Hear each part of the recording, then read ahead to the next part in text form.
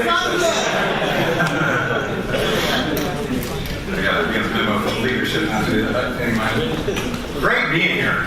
I've had an awesome time. Love London. I love all of you. You know what? You're awesome people, and you're making my coin value go up. I love it. I'm so glad I made that video. It's probably represented $3 in my coin price, yeah? So, I'm humbled to be here. You know, I'm glad that all of you have gotten value. You know, when you sit on a farm like I do and look for ways to build business. We have a saying in online publishing is that content creates conversations, and conversations creates conversions. This is a conversion right here, by the way. And, you know, I study marketing, and, you know, I look at a couple things, and I'm sitting here monitoring everything that's going on, I'm always observing, and I realized 3 things that are required to become successful in this business. Number 1, you gotta have a last name that's difficult to pronounce. Number 2, I'm gonna dye my hair black and I'm gonna get the tanning bed, I can tell you that. Wow. No, you guys are awesome.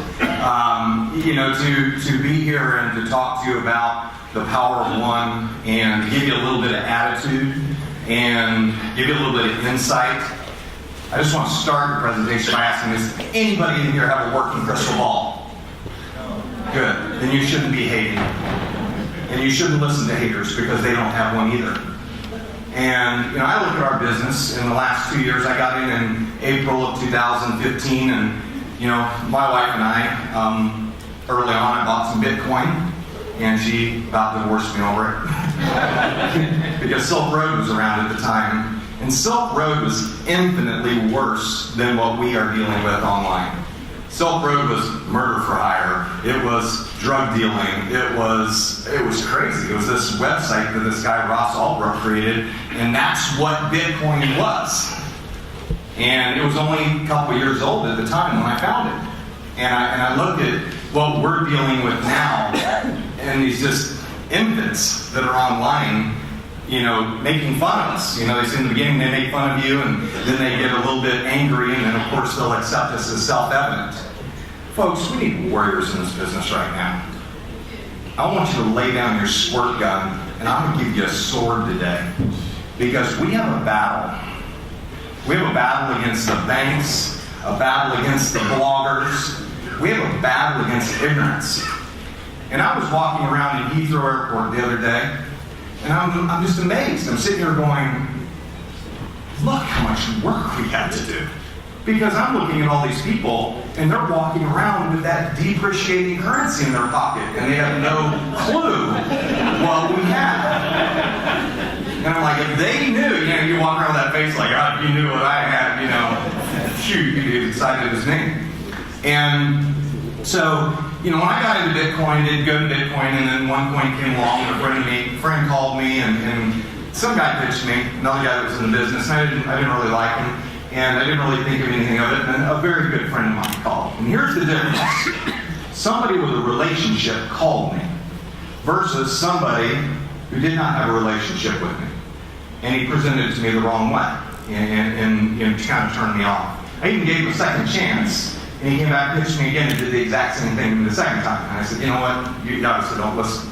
But, because I had already watched 9 hours worth of video. My wife's funny. I was sitting there on Saturday morning when I got the call, and I was sitting there watching videos, and by 9 o'clock my hair is getting real big. You know how much gel I got on my hair to keep it this low. But my wife looked at me. My hair was about 6 inches tall. She goes, "You're getting ready to sign up for something, aren't you?" And I said, "Yeah, I think I found something." I said, "You know, if this company was at 220,000 people, and I said, if this company hits 250,000 people, it'll have more active users than Bitcoin. That's amazing." I mean, by the end of the year, if they have that many people, it'll be amazing. 2 weeks later, they were like 272. I was like, okay, you know, we got to join this thing. Could you, somebody bring me that book, Joby? Could you bring me that book? So, thank you, Dr. Savar. Thank you. What a blessing to be here. And to, you know, he invited me here, and And I know it was a group effort with your team, but he called me and said, I want you to come to the UK. I said, I'd be glad to. I had no idea the amount of momentum and the power that you all have. It's so much bigger than we have in the United States. And anywhere and around the world, I look at what's going on. But, you know, when I look at OneCoin and what we're doing, it's an evolution. I kind of argue that it's not a revolution. An evolution means we're going to go beyond where we've been. A revolution means to go back where we once were. I don't think we want to go back to banking, do you? I think we want to evolve beyond it. Because I remember when I did my first Central Trust transaction with my debit card at 18 years old, and I remember paying 25 cents for that transaction. I put in my PIN number, I pressed checking, and it gave me money. My daughter was at the ATM machine the other day to get some cash for my trip, and she pulled out $600, and she said she saw that charge of $3 on the ATM machine, and she came back and she goes, "That's a ripoff." And I said, "Yeah, no, they're charging 10 to 12 times more." And I said she did the same function. She put in her PIN number, she hit checking, and she got money out. Same function, 12 times more. And so the innovation in banking has really lacked. How many of y'all believe banking needs competition? Raise your hand. Yeah. Absolutely. You know what? We said the same thing about the publishing industry in 2000 or in 1991, 92. We said the same thing about the post office in 91 and 92. I got to tell you, folks, there's a direct parallel to what we're doing today to what we did in 91 and 92. We ran around with UUNet, we ran around with Netscape, and we ran around with MindSpring. And then AOL eventually came out, and AOL is kind of a game changer, kind of like OneCoin is. But I want to mention something to you. As great as AOL was, another company came along, Google, and then Amazon. And when you look at the innovation that's happened in the internet over 25 years, and we are at the very, very beginning, and that's exciting. And it's not just about digital currency. It's about blockchain-based technology. It's about the ability to commoditize everything and put it on a trustless, transparent network where we can trust everybody we do business with. That's what you're a part of. And I'm a big advocate for the industry. Y'all will find that out. I love Bitcoin. I love Ethereum. Vitalik Buterin is brilliant. He is one of the two public faces of cryptocurrency. The other one is who? Dr. Rusha. She is transparent and public, and we love that about her. She's not a crypto CEO like we see some companies have. And I'm excited about that. But I have a presentation for you that I spent the week working with. And one of my mentors is a guy named Gary Keller. And he started Keller Williams Realty. And I just think the name of this book is kind of neat. Yeah. The One Thing. It's funny, there's even a subheading in the title in here that says OneLife on it. And I was like, I like this book, you know. But I don't think Gary knew when he wrote this book how important this book was to our industry. Because as we've gone in the Wild West over the last 2 years and we've learned how to communicate this business, you know, it's been challenging because people have challenged the way we've communicated it. And maybe we've said some wrong things and we've presented the business the wrong way. But moving forward, we got to be unified in our message and what we're talking about. We got to have one message. And I'm going to talk about that today. That's what my presentation is about. It's the power of one thing. And I love this statement in the front of the book. It says, "Chase 2 rabbits and you will not catch either one." And I would encourage you right now, because I remember the internet, and if you could go back and do the internet again, knowing what you all know, how many of y'all would not chase 2 rabbits? How many of you would just chase the internet? I know I would. I would invest in Amazon. I would not have invested in real estate. I had a friend that talked me out of investing out of Amazon and put money in real estate. That was a mistake. But this book's amazing, and I would encourage every single one of you to get it. I'm going to get a commission on this book, but it's called The One Thing, the surprisingly simple truth behind extraordinary results. You all are getting extraordinary results. And I promise you, after watching this presentation today, you all are doing what this guy says to do. And he built one of the premier real estate sales operations in the world. And so, I gotta turn this on. Yeah. So, there's the power of one question. How many of y'all ever gotten bad results in your life? Raise your hand. Okay, good. Nobody perfect in here. That's awesome. I have a saying that says, until you start asking the right question, you'll continue to get the wrong answer and the wrong results. And I think in our business, we need to start with the right questions. So let's begin with some good questions. What one thing can I do to escape mediocrity? What one purpose can I embrace that will drive me every single day? What one goal will motivate me to realize success? For those that watch my videos, you know I have a dream to sail around the world. And we have a sailboat of mine, a 67 Fountain Peugeot catamaran, and we chartered one. And I know when I step onto that boat, I'm going to smell the leather. I'm going to rub the fiberglass. I'm going to make coffee in that kitchen, and I'm going to smell that kitchen. And I'm going to throw a line off the back while that boat's going, and I'm going to listen to the wind going through the sails.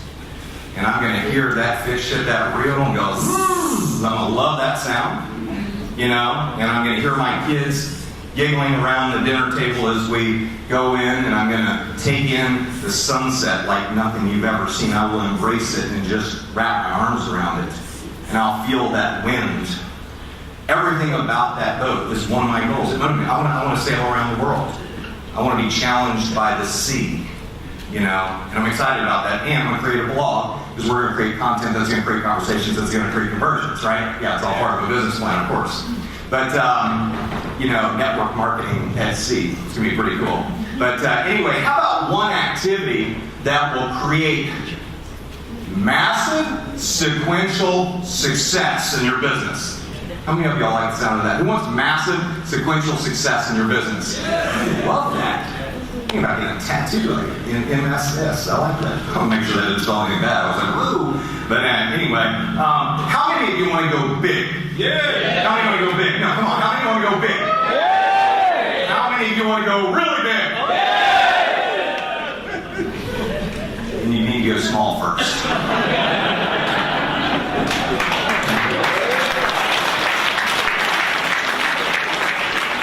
So many of you are trying to go so big, you're like running around with your head cut off, you don't know which way is up. But we're going to talk to you about going small first. Going small means do the things you should do versus the things you could do. A lot of you are running around doing the things you could do and you're avoiding the most important part of your business. And how many of y'all have heard of Pareto's principle? You know, very important. It's probably one of the most widely tested principles. It is true in just about everything. Very few people dispute this principle. It's powerful. And it says that the principle states that 20% of the invested input is responsible for 80% of the results that you obtain in this business. Okay? So the question I have for you is, do you focus on what is urgent or do you focus on what's important? Important. The people that are becoming blue diamonds are focusing on what's important. The people that are becoming diamonds are focusing on what's important. A lot of people run around and focus on what's urgent, and then they start making up excuses why they haven't achieved success. And some of you have more excuses as why you can't become successful than you have dreams to become successful. And I would suggest flipping that script and saying, I need more dreams because my excuses are kicking my rear end.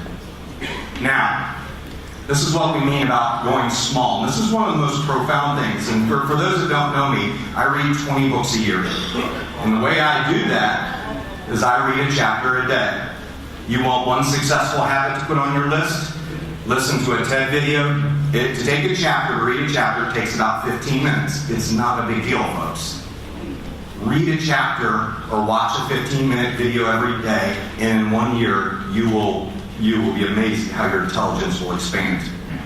It's pretty sad. I know you all know this, but 80% of Americans don't read a book after they leave high school. You know? 70% of people need pay, so hey, we're not far behind it. But anyway, so a task list versus a success list. And we're going to talk about a success list because that's what you want, right? Awesome. So do you know on a daily basis you all complete 25 to 40 tasks per day on average? So you could create your list every day of what you do, check it off. On average, you'll do 25 to 40. So what we're going to do is take the low side of that, and we're going to take 25 daily tests, and we're going to apply Pareto's principle to it. And we're going to prioritize our task list. Okay? We're going to knock it down to 5. But then we're going to go really small. We're going to look at those 5 daily tasks that we deem as important, not urgent. We're going to reduce it to the one thing. And that's the one thing that you all should do first every single day. And when you think about doing something you could do, that's what you should be doing. And focus on that. We're going to talk about what that one thing is today, because after being in this business for 18 months, I have realized there's one reason why all of you are in this room, and it's because of that one thing. So, Gary has a great saying. He says, doing the most important thing will always be the most important thing. There's something profound in that simple statement. But focus on one thing that grows your OneLife business. Colonel Sanders, he focused on chicken. He had a recipe for chicken, okay? And he built a billion-dollar empire. By the way, if you're broke and you're 64 years old, just remember he started KFC at 64 years old. So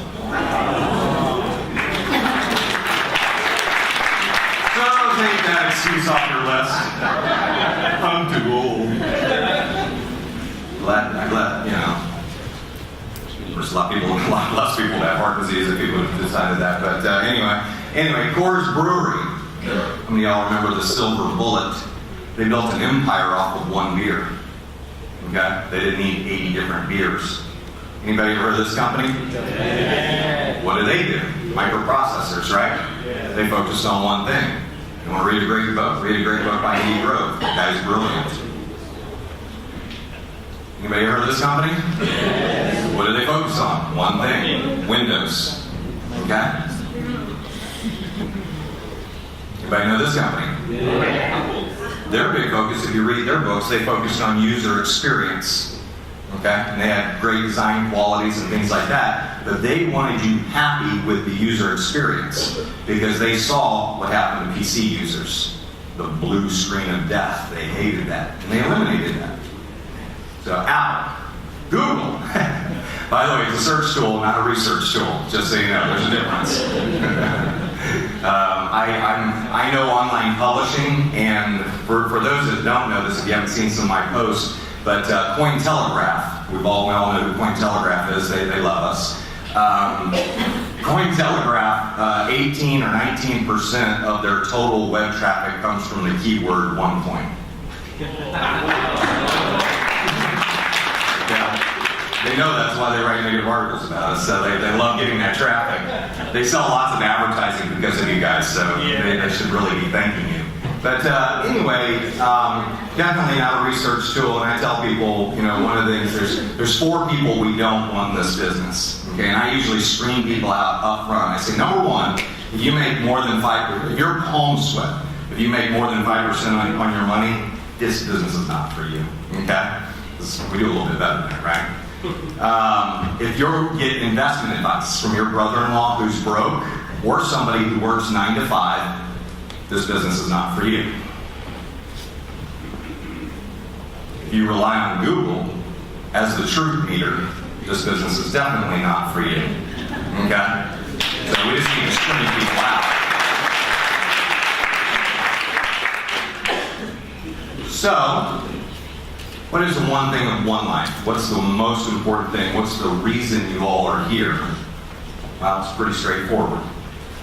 OneLife is education. Education is why you all are in here. And whether you watched one of my videos or you watched somebody else's videos, education is what has opened your eyes to the power of digital currency. And every single one of you should be focused every day and allotting time to invest in learning about blockchain-based technology and Bitcoin and OneLife and OneCoin and Ethereum and everything else that's going on in our industry. You should be an advocate for the whole industry. Imagine McDonald's going up and creating the first franchise. You know, it's the most successful franchise in the world. Imagine McDonald's saying, there's no room for anybody else. You know, if McDonald's would have done that, they would have reduced their sales. Because there's a thing called the McDonald's effect, that if you put a McDonald's on one corner, it's going to do a certain amount of volume. But if you put a Wendy's, a Chick-fil-A, and a Burger King on the other three corners, it actually triples the sales of the McDonald's, because it creates more awareness for the industry of fast food in that intersection. Folks, we want to create more awareness for our intersection.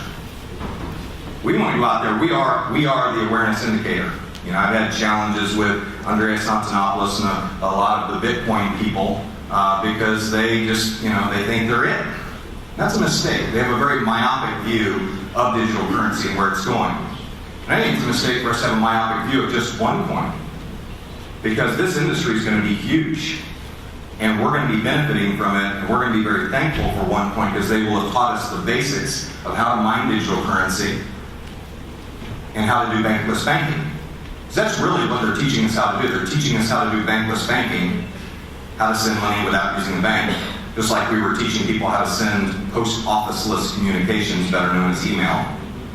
You know? And then we're also talking to people about becoming cryptocurrency investment bankers, for lack of a better word. I know we're not becoming investment bankers, but what are we doing? What does an investment banker do? They bring currency into existence, don't they? They bring currency into existence for small businesses. And I like that term. I'm bringing currency into existence for the OneCoin crypto economy. How many of you are doing that as well? Raise your hand. Yeah.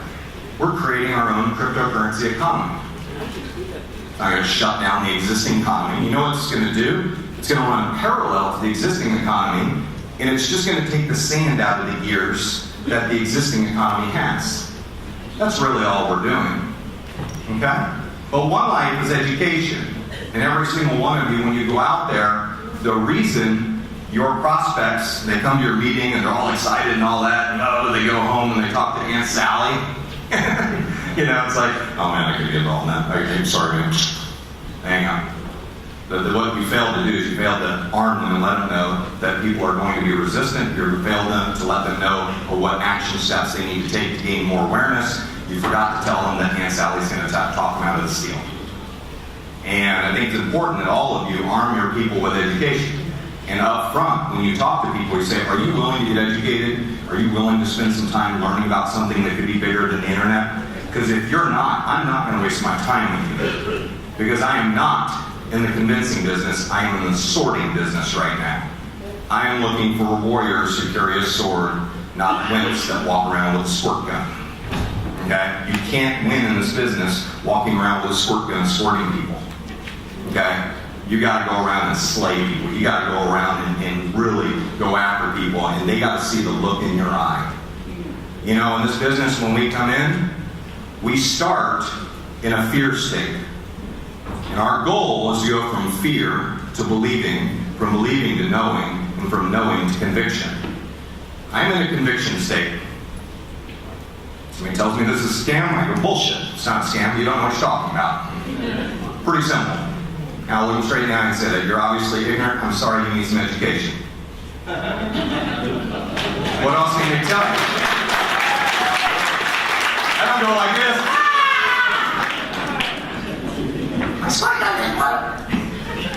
But anyway, so our business is education. This is what we do. We market education on new currency first and foremost.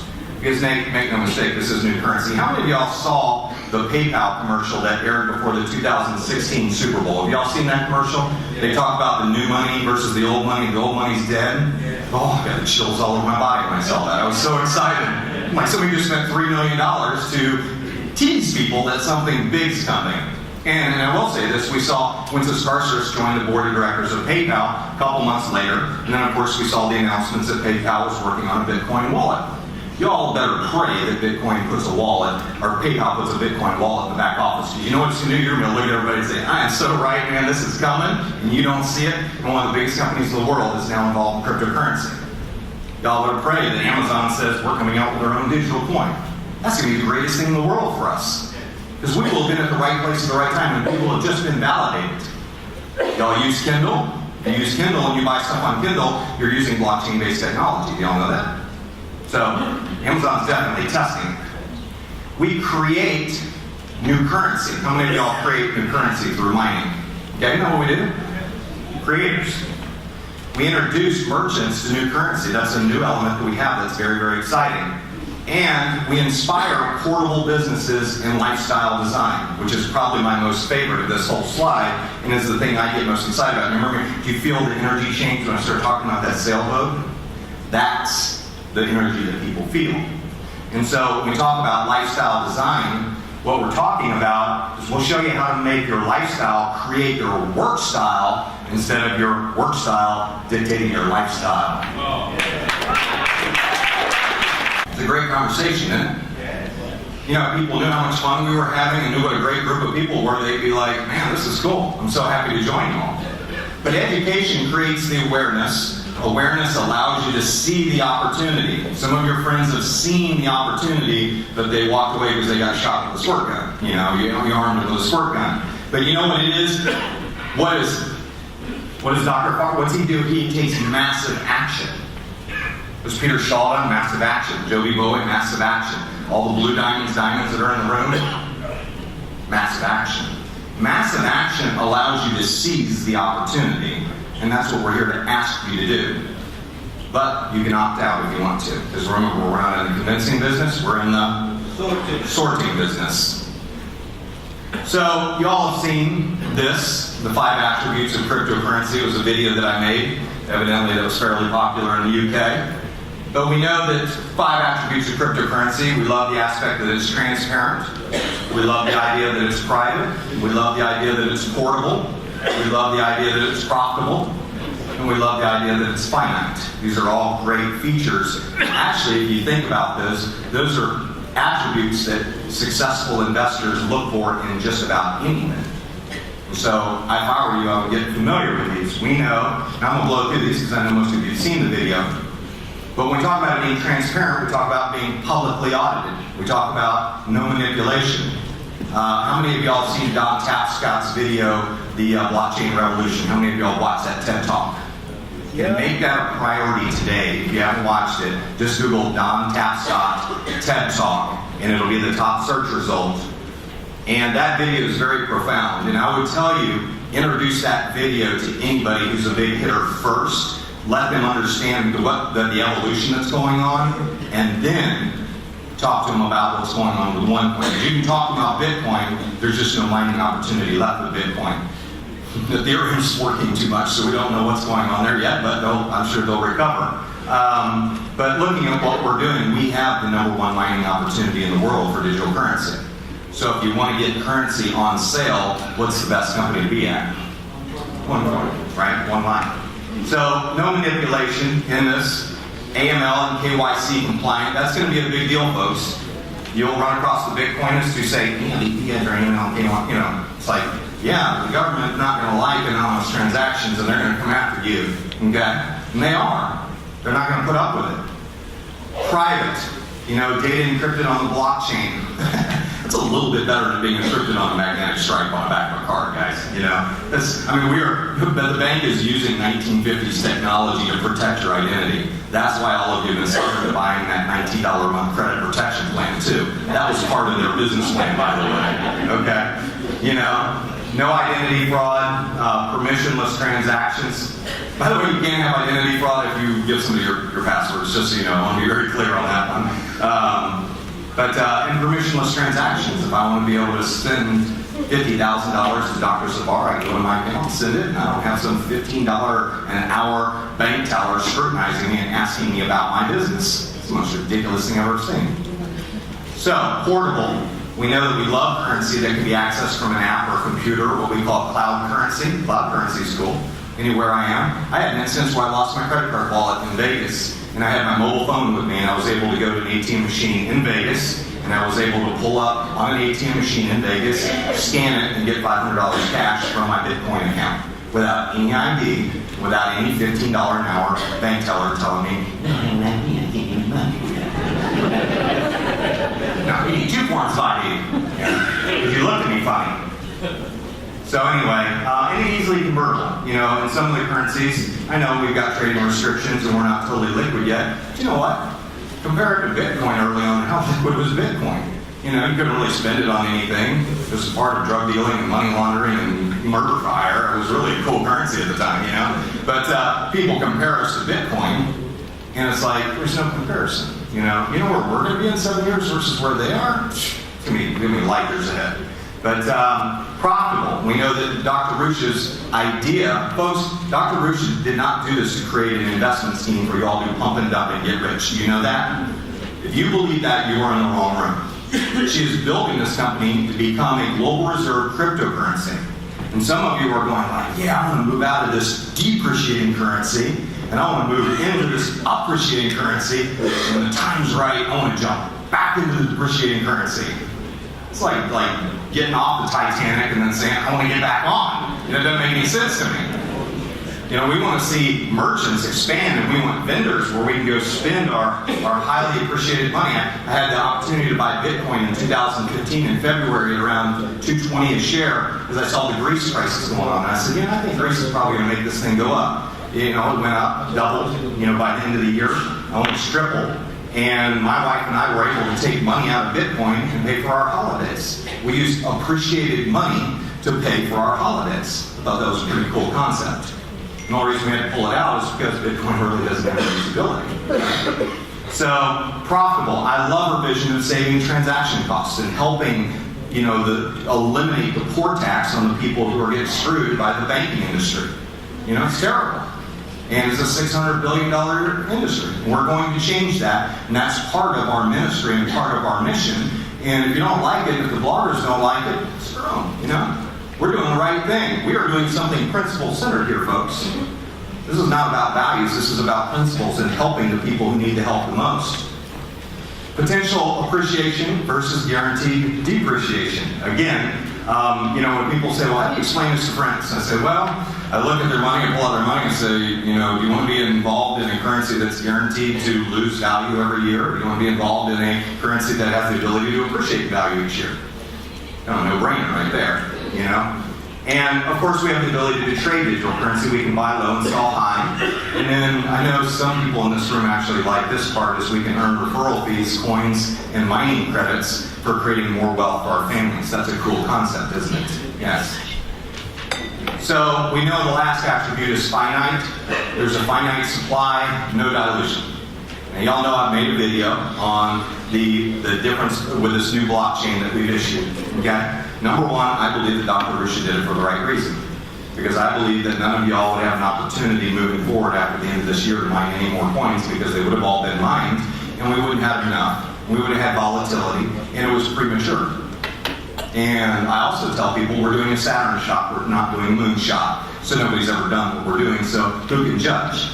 And you all admit it, none of you had a crystal ball, and I don't think Dr. Rusha does either. But I think she's a very forward-thinking woman, and I think she was thinking about your interests when she did it, not just hers. Because she sees what's going on with this company and how it's changing lives, and she knows we've got something very special. What would be the difference between 120 billion coins and 2.1 billion coins? I have no idea. Does anybody else have an idea? Because I don't. You might say, well, it's 60 times more. Well, what if the market was 120 times bigger than what she thought it was? Well, there you go. Market price. I like the idea as we move forward and we start seeing a little bit more free market trading. A little bit premature to do it right now, because one of the 5 things that scares people away from digital currency is volatility. People are very nervous to buy Bitcoin because they don't know if it's going to be worth $200 less a day later or a week later, because it can fluctuate. Okay? And then anti-inflationary. And I love this story. Brent, Patrick, and I were sitting at a hamburger place that I go to every Friday. They've got this great pimento cheeseburger that I love, and it's $15, and we go there. We were there in 2016 in May, and the burger was $15, and I was thinking about it. I was like, our coins are like $7.50 right now. I said, Brent, you remember we were here a year ago? And he said, yeah. And I said, I could have used, back then my coins were 50 cents a piece. And if I had 1,000 coins, it would have cost me 30 coins to buy this hamburger. A year later, that same hamburger only cost me 2 coins. So the question I have is, would you rather the value of what you're giving go down, or would you rather the amount of units you're using be less? So it's a pretty interesting concept. In the U.S., we have been brainwashed to believe that our dollar bill is worth $1. You know why? Because somebody at the printing press forgets to change the number on the bill every time they print it. They just keep putting $1. They're like, oh, I forgot to make it 7 cents. That's what our dollar's worth. It's worth 7 cents. But you know what's cool about OneCoin is, imagine taking a $20 bill when I got involved and watching it turn into a $400 bill. That's cool. Increase my buying power by being a part of something that's evolutionary, something that's new, something that's pioneer. I love it. Now, new block thing maybe y'all haven't seen yet, but I want to just go through the 4 elements of creating a cryptocurrency so you all are very clear, because I know you all are cryptocurrency experts, and all of you have built a multi-billion-dollar company that's put 2.5 million people in, has 150,000 people coming in 200 countries, and you've hired all the customer service people, and you've dealt with all the legal and regulatory issues, and you've done all that, haven't you? No! None of you have. So none of you have the ability to criticize. You can say, man, I don't really like that, but if you haven't done it, just shut up. Just let's keep it quiet. You might think you're an expert, but Dr. Rush is doing something that none of us have done. And we ought to be grateful first, okay? Helpful second, and provide any positive feedback third. And then just shut up. Because she needs all the help she can get. She needs our help. Okay? She doesn't need our horrid emails, And so when we look at the first part of a cryptocurrency, of course you got to have an algorithm. Well, in the United States we have a thing called the Federal Reserve. It's an algorithm too. Okay? And so an algorithm, importantly, determines the number of coins that are going to be printed. Fortunately, the Federal Reserve hasn't figured out that gauge yet. They just keep printing. And so an algorithm here, in our case, will create a situation where we know we'll have 120 billion coins. Okay? It also determines the rate of distribution. So it's not like one day it's going to produce 1 million, the next day it's going to produce 10 million. It produces 50,000 coins every 1 minute. We know that. Okay? And we also know that we have a certain amount of tokens coming in, which are a representation of mining energy, basically. And the more mining credits that are targeting that fixed supply of coins will determine our mining ratio. Okay? She probably has some logarithmic. I'm sure you all understand her financial formulas. I know I don't. My math stopped at long addition. But, when you look at the rate of distribution, we know that Bitcoin had 10,000 coins every 10 minutes, and recently it dropped to 5,000 coins. Well, we know that that creates scarcity, but we don't know the effect of what that's going to do to Bitcoin. But also an algorithm can determine the competition ratio. And our aspect is the number of tokens that are targeting that fixed block of coins every 1 minute affects a number that affects the mining ratio, which affects the number of tokens per coin, that affects probably what? The price. There's probably some I know you all are mathematical geniuses in here, and you all understand everything that Bruce is doing. Being sarcastic. Some of you may be, actually. I know I'm with a pretty astute group here. But, so an algorithm is important. And the Federal Reserve, if you think about it, is an algorithm. So the United States government calls, and I have to use U.S. terms because I don't know all the names of your UK government aspects, but Congress calls them and says, hey, we just approved $1 trillion. Okay? $1 trillion. That's called quantitative easing. That has nothing to do with hemorrhoids. Okay? However, you will probably get hemorrhoids because you'll be sitting in your desk longer because they just depreciated your money and you're going to have to work harder to earn the same amount of money. Okay? So you might need some preparation age. But anyway, so they call and say we need $1 trillion. Okay, we've issued 20 trillion in debt, so that means our currency just lost another 5% value or somewhere in that number. And no big deal. I love running up a mudslide. I love trying to get up the hill. I love running up a down escalator, because that's really what I've been doing for the last 30 years in the United States, is I've been running up a down escalator because I've lost 40% of the value of my money since I started working 30 years ago. That's neat, isn't it? Yeah, you all have lost some value recently, haven't you? Yeah, how it feels. So anyway, miners are, in the government scheme, they call Goldman Sachs. They call Bank of America, they call JP Morgan, they call Bank of China, they call the Queen. They say, hey, you want to buy our bonds? You want to distribute our bonds? And you all say, sure. And anyway, so miners is kind of what we're doing. We're acting as those big investment banking firms because we're the ones doing what? We're bringing the currency into existence. And that's what those big bank houses do. They get those bonds or those FRN, Federal Reserve Notes, at a discount, and they end up distributing them out to the retail banks and the retail brokers and all of that. So you all think what we're doing is any different from the current system you're participating in. You're wrong. We're just got different terms. Okay? And so we bring currency into circulation, much like Goldman Sachs and Bank of China and the Bank of England and all y'all do, that everybody that buys, you got about 100 million, 100 billion, some crazy 10 billion, some crazy number to participate in this scheme. And then the option of the investment bankers is they can save it, they can spend it, or they can sell it. Okay? And that's the same thing with us. When we get cryptocurrency, we can save it, we can spend it, or we can sell it, right? We don't have as much options right now, but we're going to have them. You know, have faith.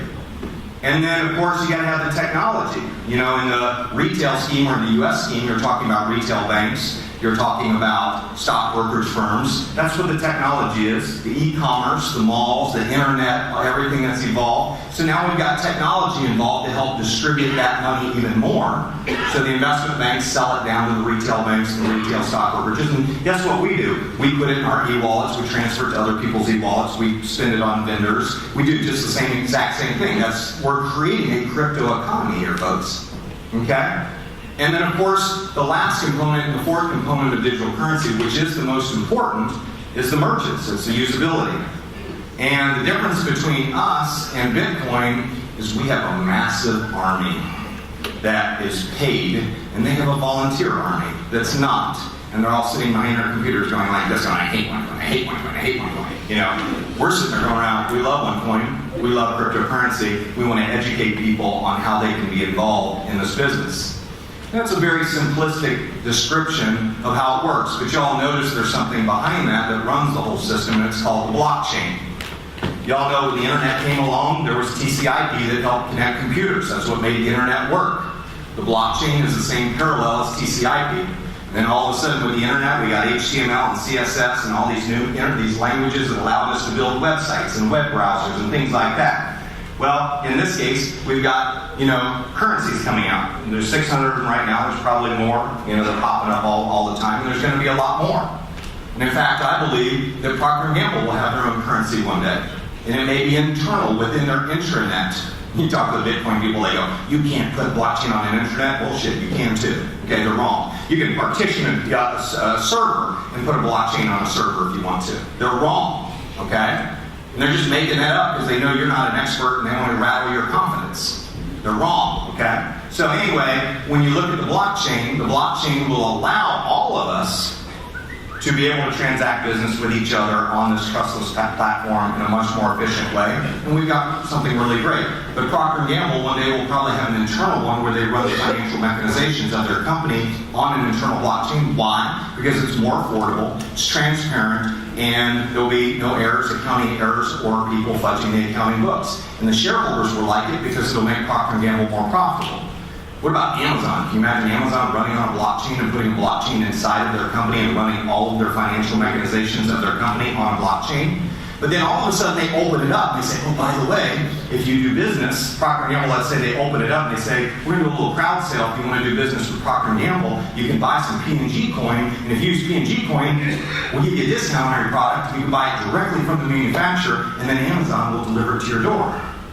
So we're going to bypass the middleman, we're going to bypass Kroger, and we're going to bypass Publix, and we're going to put it right on your doorstep with Amazon. What do you think's going on here? Okay? Your refrigerator, smart refrigerators are coming out this year. Your gallon of milk's going to have a little tag on it. And when your gallon of milk gets half full, it's going to say, hey, refrigerator, I'm almost out here, man. You better order some more. Okay? Not like that, really, but they'll communicate with each other, And all of a sudden, Amazon will show up at your doorstep with a gallon of milk. And they ain't going to use Visa, MasterCard to pay for it, okay? It's going to be blockchain-based currency. Because it would cut into Amazon's profit margin if they did it. Okay? So that's just a little bit of element. I want to give you a little bit of education, some new education maybe you haven't seen. I think I have this video up. If I don't, I'm going to put it up. But I want to tell you something. That's the complicated side of this business.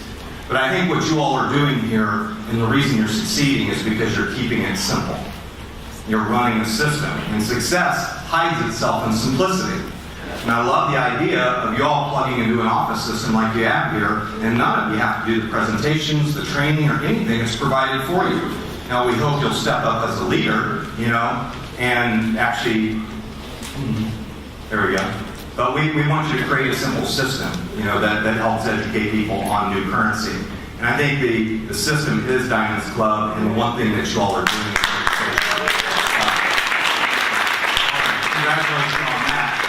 Now, I tell people, make that your one thing, which means you all need to immerse yourself in education, and you need to start carrying a sword around instead of a squirt gun. You need to stop worrying about the bloggers, because they were around in the early days of the internet. These are just haters, and if we didn't have haters, it means we wouldn't be doing anything successful.